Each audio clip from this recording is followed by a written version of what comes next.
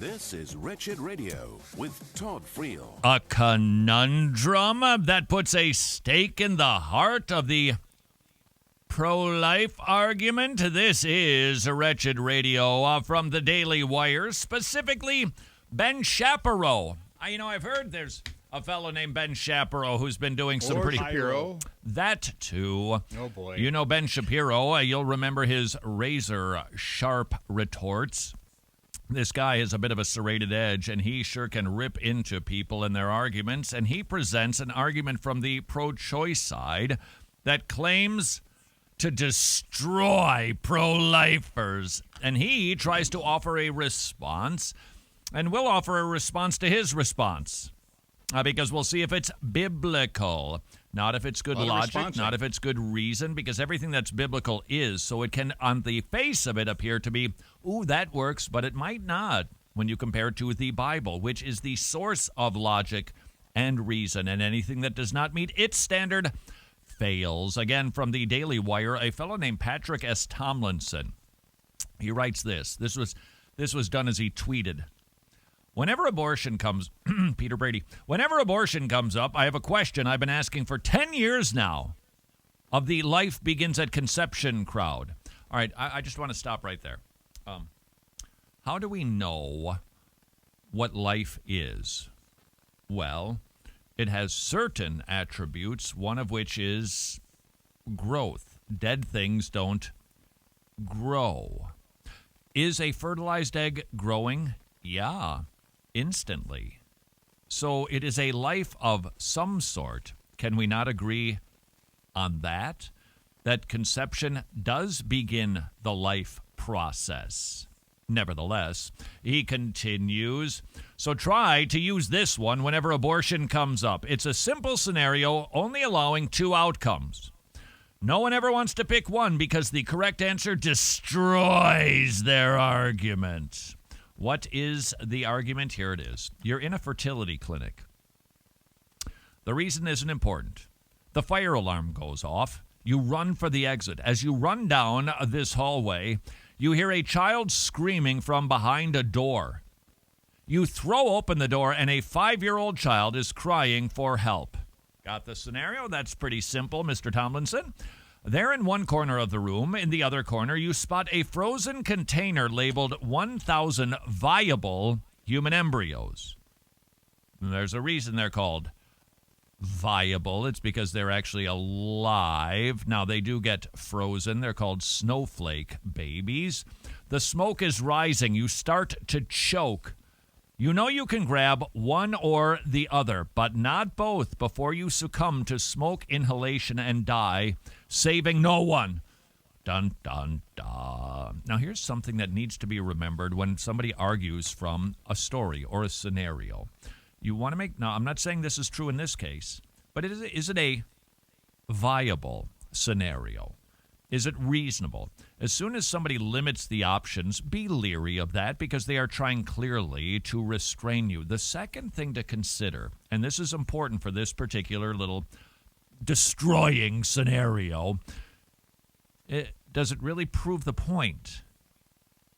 Does the answer prove what this fellow is trying to state? And that is nobody really believes that babies are viable because obviously everybody's going to save the screaming 5-year-old and not the 1,000 viable eggs on the counter. Nevertheless. Not eggs, embryos. Pardon, what? Embryos. You said eggs. I'm sorry, you're correct. There is a difference. These are fertilized eggs, which makes them an embryo, a viable embryo, which means they become a fully formed human being. And if you don't save them, it won't become a fully formed human being. So there is a life and there is a death that takes place. So I would suggest to you his own analogy undermines his own point. Nevertheless, do you A, save the child, or B, save the 1,000 embryos? There is no C, because C means you're going to die. They will never answer honestly because we all instinctively understand the right answer is A. Is that right?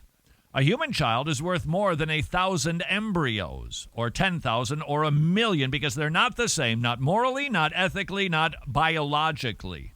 So he thinks he's got a great big gotcha question.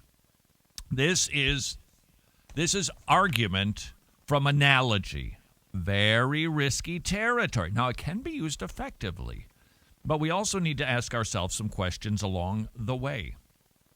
Does this prove his point? Ben Shapiro responds with point number 1. Moral instinct does not always mean correct moral decision-making. Now, I'm not arguing which one you should choose. That's not what he's doing with this particular point.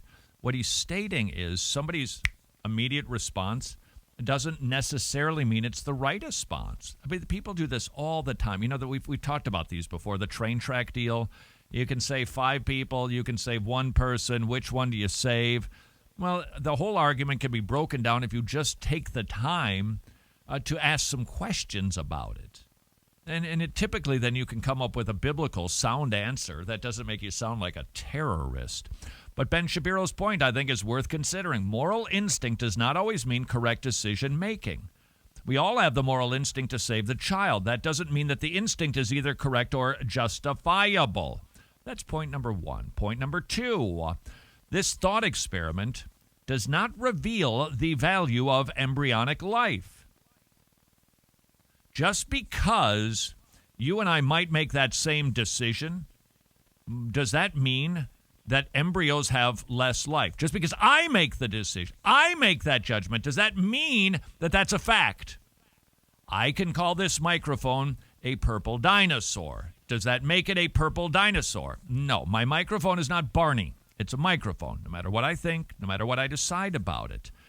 And that also is a valid point. So you say, flesh that one out a bit. Ben Shapiro says, we can imagine scenarios where we choose the boy precisely because we want to preserve human life. Here's from Gregor Damschen and Dieter Schönecker at it's all in German, Universität Halle-Wittenberg. So this is almost like a Reformation article right here. No. Yeah, well, close enough. Urine Tomlinson's thought experiment. The embryos will grow into human beings using artificial means. That's what he claims. But there are no other human beings. In fact, this is often the leading premise of science fiction. Do you save the 5-year-old and doom the human species to extinction, or do you save the embryos?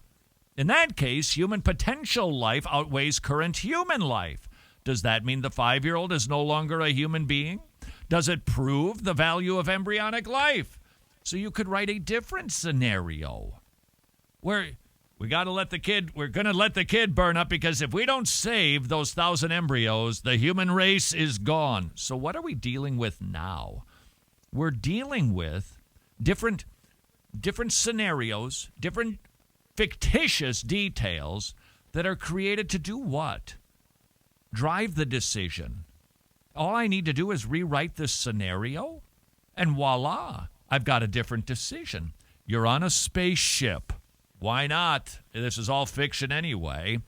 And it's about to crash. You're going to hit the eject button on your seat when suddenly you hear a 5-year-old crying and you see 1,000 viable embryos. When the ship goes down, you'll be the only one left. You cannot procreate. And by the way, the child is a boy, so there's no procreation even possible. It'll be the end of the human race if you do not take the 1,000 embryos. So the guy takes the 1,000 embryos. Would I then go, see, he hates 5-year-olds. He doesn't believe that 5-year-olds are actually human. Don't let scenarios with fictitious details drive the conclusion. One last thought from Ben, because I don't really agree with point 3. The hypothetical isn't reality. That's what needs to be remembered. The case of pro-abortion advocates isn't a choice between a 5-year-old and 1,000 fetuses. So the analogy itself doesn't really address the issue. What I do in your fictitious scenario has nothing to do with answering the question. What are we talking about here? Is the issue of abortion, is the issue of life at conception about picking a 5-year-old versus viable fetuses in a science lab someplace? It's a case of killing a baby by itself. That scenario, it has nothing really to do with it. which means using such a hypothetical to justify a doctor killing thousands of fetuses, babies, out of pure convenience is simply ridiculous. How do you respond to this little accusation?